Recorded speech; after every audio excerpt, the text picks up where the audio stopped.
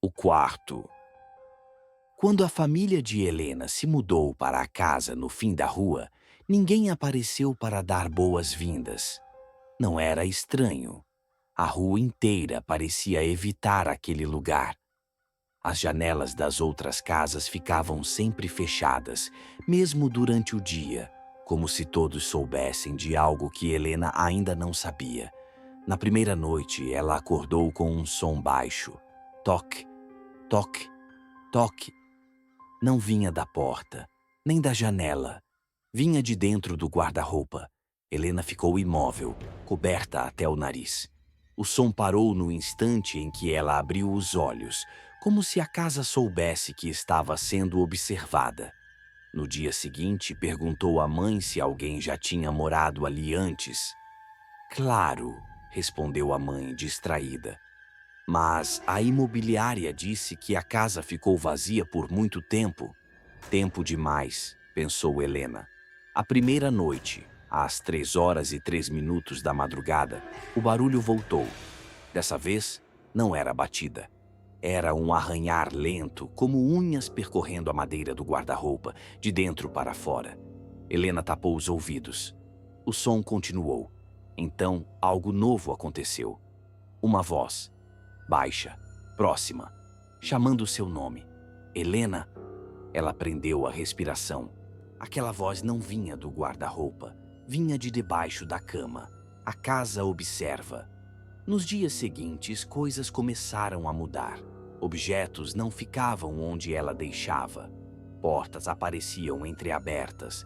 Espelhos refletiam o quarto por um segundo a mais do que deveriam. E sempre, sempre havia a sensação de estar sendo observada. Helena começou a ouvir passos quando estava sozinha. Passos que a seguiam, mas paravam no exato momento em que ela se virava. Certa noite, decidiu gravar o quarto com o celular enquanto dormia. Na manhã seguinte, assistiu ao vídeo.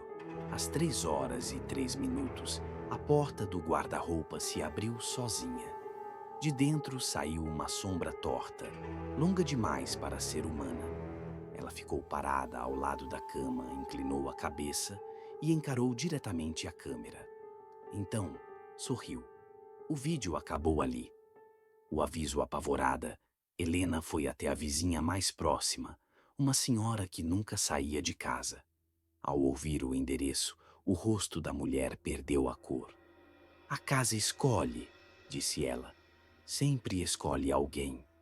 Escolhe para quê? Perguntou Helena com a voz tremendo. Para ficar. A mulher fechou a porta sem dizer mais nada. A última noite. Naquela noite, Helena não conseguiu dormir.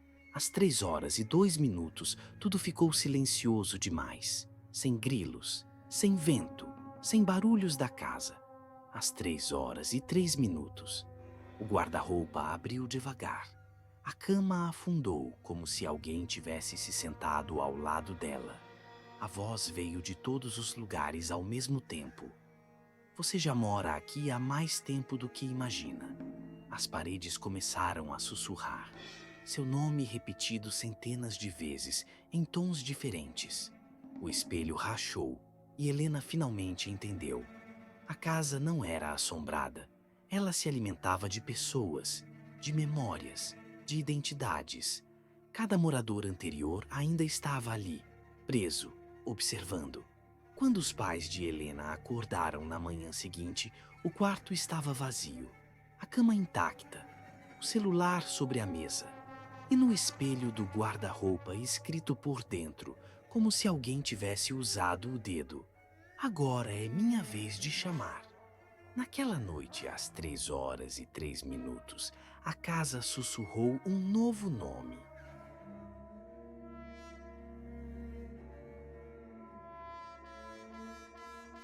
Onde ninguém envelhece.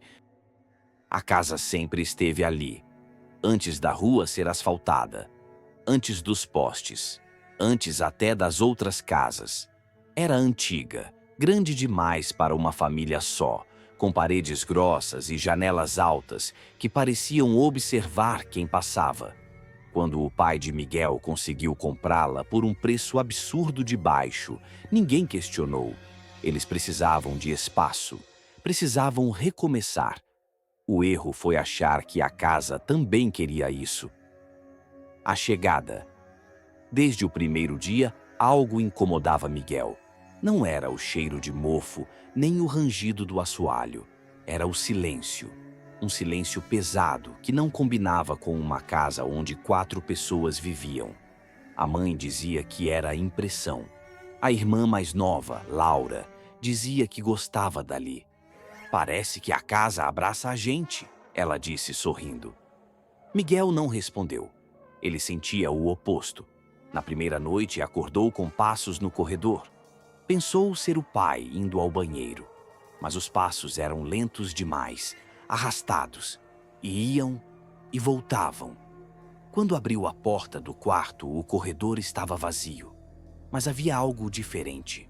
Uma porta que não existia antes. No fim do corredor, onde antes havia apenas uma parede, agora havia uma porta branca, pequena demais para um adulto. Miguel piscou. Quando abriu os olhos de novo, a porta não estava mais lá. O quarto proibido. 2 dias depois, Laura comentou durante o almoço: "Mãe, aquele quartinho no fim do corredor é tão bonito." O garfo caiu da mão de Miguel. "Que quarto?" perguntou a mãe. "O que tem o espelho grande? Dá para ver tudo lá dentro." O pai riu, nervoso. "Deve estar confundindo, filha. Não tem quarto nenhum lá." Laura franziu a testa. "Tem sim. Eu durmo lá às vezes." O silêncio tomou a mesa. Miguel subiu correndo após o almoço. No fim do corredor, a porta estava lá, branca, descascada, com marcas de unhas na madeira, como se alguém tivesse tentado sair. Ele girou a maçaneta. O quarto era pequeno, sem janelas, só uma cama antiga e um espelho enorme ocupando quase toda a parede. No reflexo, Miguel parecia cansado, mais velho. Quando piscou, o reflexo piscou depois. Ele saiu correndo. A casa muda as pessoas. Com o passar das semanas, Laura mudou.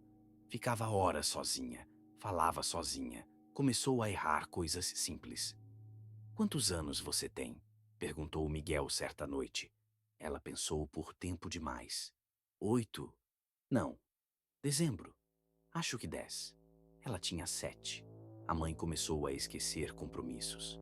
O pai passou a acordar no meio da noite, parado no corredor, olhando para a parede onde a porta às vezes aparecia. "Ela chama", murmurava. "Ela chama pelo nome da gente." Miguel percebeu outra coisa. As fotos da família estavam mudando. Numa foto antiga, Laura parecia mais nova do que realmente era. Em outra, o pai estava com o cabelo mais branco. E em algumas, Miguel simplesmente não aparecia. O espelho. Certa madrugada, Miguel ouviu a irmã chorando. Seguiu o som até o fim do corredor. A porta estava aberta. Laura estava sentada na cama do quarto proibido, olhando para o espelho. "Ele disse que eu posso ficar", sussurrou ela. "Quem?" perguntou Miguel com a voz falhando. "Eu mesma." No espelho, o reflexo de Laura sorria. Mas Laura, fora dele, chorava. O reflexo se levantou, bateu a mão no vidro. "Já passou da hora", disse a outra Laura. "Ele está cansado de esperar." O espelho rachou. Miguel puxou a irmã para fora e bateu a porta com força. Naquela noite, a casa gemeu. A verdade. No dia seguinte, Miguel foi até o porão. Entre caixas velhas, encontrou jornais antigos. Todos falavam da mesma casa. Famílias que se mudaram. Crianças que desapareceram. Pais que envelheciam rápido demais. Espelhos cobertos. Portas que surgiam do nada. Em um deles, uma frase estava circulada em vermelho. "A casa preserva quem fica. Ela consome quem tenta sair." Miguel entendeu. O quarto não era um quarto. Era um lugar de troca. A casa criava versões, reflexos, substituições. Quem aceitava ficar não envelhecia. Quem resistia era lentamente apagado. A última noite, Miguel tentou convencer os pais a irem embora. Eles riram. Essa casa é nossa, disse o pai. Sempre foi. Naquela noite, Miguel acordou sem barulho algum. O corredor estava iluminado, a porta branca aberta. Dentro do quarto havia 4 pessoas: sua mãe, seu pai, Laura e ele. O Miguel do espelho parecia mais calmo, mais vazio. Não dói, disse o reflexo. Só cansa no começo. E depois? Depois você esquece que existia algo fora daqui. A casa respirou fundo. Miguel sentiu as paredes se aproximarem. O espelho estendeu a mão. A família fica completa quando todos aceitam. Epílogo. Meses depois, novos moradores visitaram a casa. Comentaram como ela parecia bem conservada, como as fotos eram antigas, mas as pessoas nelas nunca pareciam envelhecer. No fim do corredor, uma porta branca chamou a atenção do filho mais novo. Mãe, posso dormir naquele quarto hoje? Do espelho, alguém sorriu.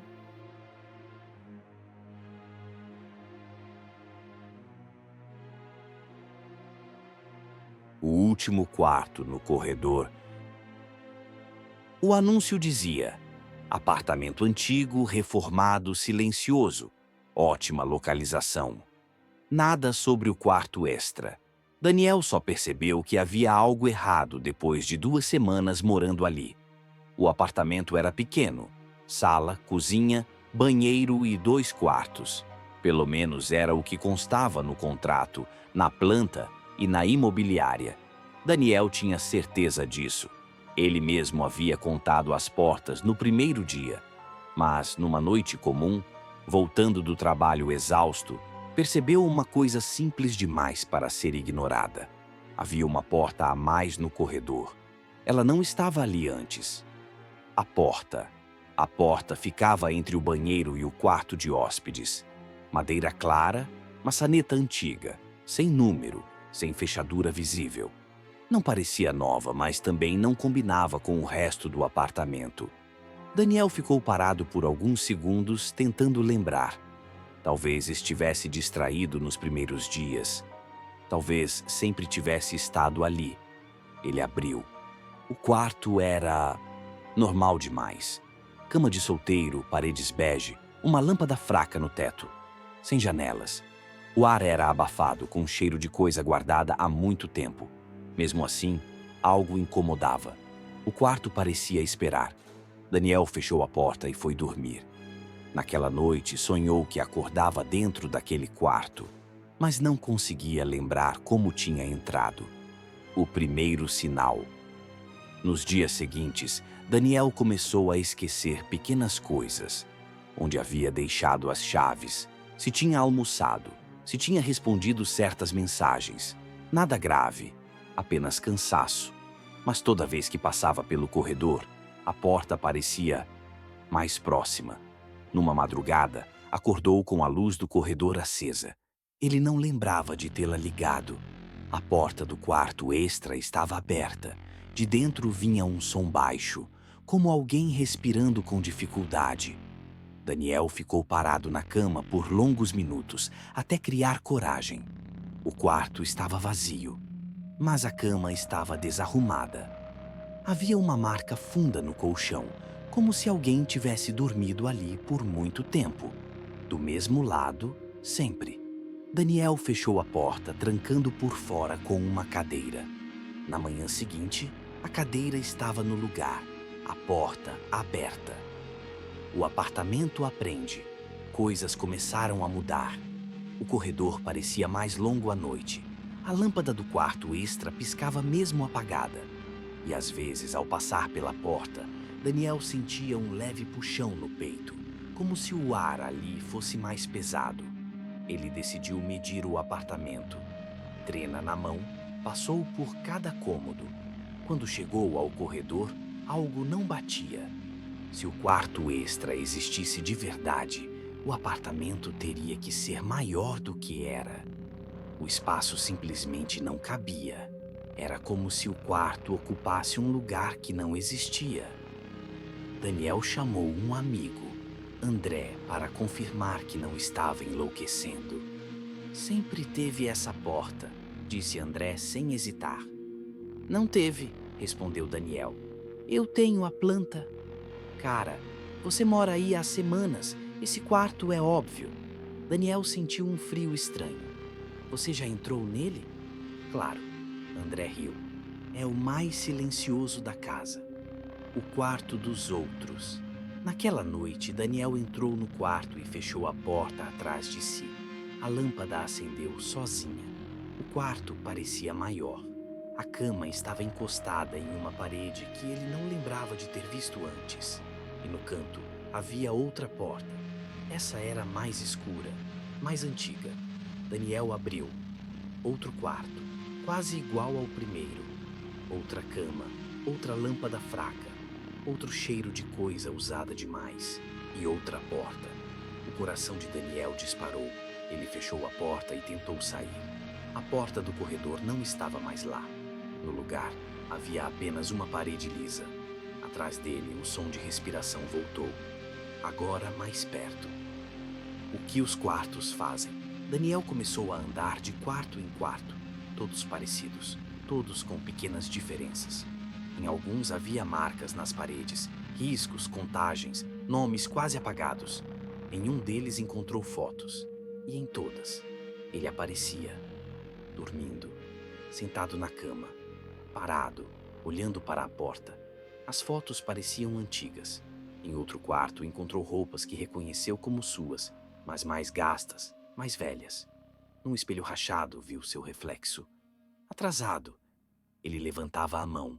O reflexo levantava depois. Você está quase pronto, disse alguém atrás dele. Daniel se virou. Não havia ninguém. Mas o quarto parecia mais apertado. A função do quarto. No último quarto havia algo diferente. Uma mesa, uma cadeira e um caderno aberto. Daniel reconheceu a letra. Era a dele. As páginas falavam de noites sem fim, de quartos que surgiam, de como resistir só tornava tudo mais lento. Na última página estava escrito: o quarto não prende corpos, prende rotinas. Quando você aceita dormir aqui, ele aprende você. Daniel sentiu um cansaço profundo. A cama parecia confortável demais. Só um pouco, murmurou. Só descansar. Ele deitou. O quarto suspirou. Epílogo. Meses depois, o apartamento foi alugado novamente. O anúncio dizia: silencioso, ótimo para quem precisa de espaço. A nova moradora notou algo curioso no primeiro dia. Um corredor um pouco longo demais e uma porta extra que não constava na planta. Ao passar por ela, sentiu um estranho conforto, como se alguém já tivesse vivido ali antes, como se o quarto a conhecesse.